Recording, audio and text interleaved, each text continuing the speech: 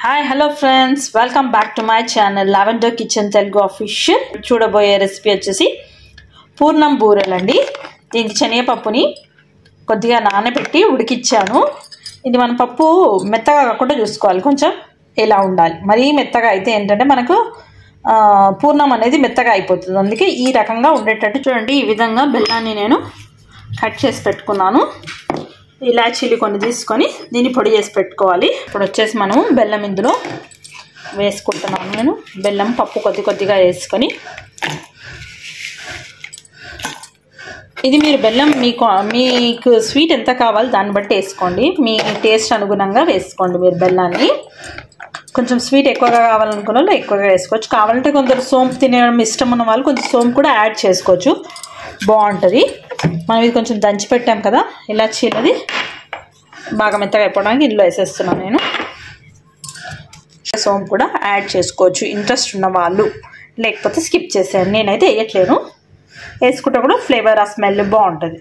వద్దనుకునే వాళ్ళు స్కిప్ చేసుకోండి. అయిందండి, ఇదంతా ఒక పాత్రలోకి తీసుకోవాలి. మనము కావాలనుకుంటే మీరు నెయ్యి వేసి నెయ్యిలో బాగా బునాయించి మళ్ళీ పెట్టుకోవచ్చు. మిశ్రమం తయారైంది. శనగపప్పు పూర్ణం బూరెలకు ఆల్రెడీ మనం మిశ్రమం చూపించాం కదండి, మిక్సీ పట్టి దాన్ని ఇలా బాల్స్లో ప్రిపేర్ చేసుకొని పెట్టుకోవాలి.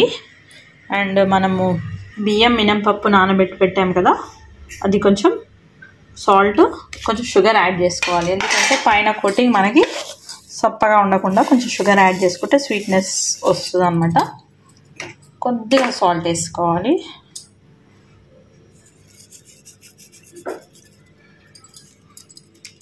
దీన్ని బాగా కలుపుకోవాలి. వేడి చేయడానికి పెట్టాను నేను, ఆయిల్ వేడెక్కింది. ఒక్కొక్కటిగా మనం ఈ ఆయిల్లో డీప్ ఫ్రై చేసుకోవాలి. శనగపప్పు మిశ్రమాన్ని కొద్దిగా నెయ్యి వేసి మనం కడాయిలో వేయించాను నేను. ఆ క్లిప్పింగ్ మిస్ అయిందండి. కొంచెం నాకు బెల్లం వేయగానే జారుడుగా అయ్యేసరికి నేను కొంచెం నెయ్యి వేసి అలా చేశాను. సో గట్టిపడింది. మనం ఇందులో వేసేసుకున్నాం కదా, ఇలా ఇలా ఇలా అనుకొని ఆయిల్లో వదలడమే.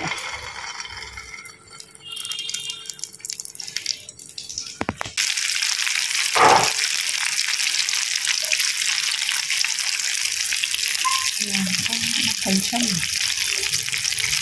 పలుచగా అందుతుంది.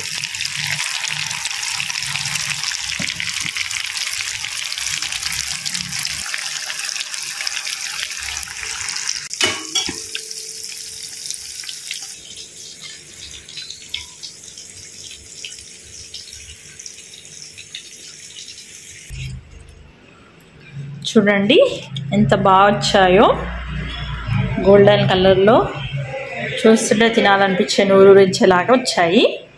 ఇది మనమంతా బ్యాటర్ రెడీ చేసుకొని పూర్ణం రెడీ చేసుకుంటే ఫ్యూ మినిట్స్లో అయిపోతుందండి. దేవుడికి నెయ్యి వేసుకొని తిన్నామనుకోండి, అదుర్స్ అంటే అదుర్స్ అండి. చూడండి ఎంత బాగా వచ్చాయో. మీకు కనుక నచ్చితే please like, share, subscribe my channel. Thank you for watching. Thank you for time.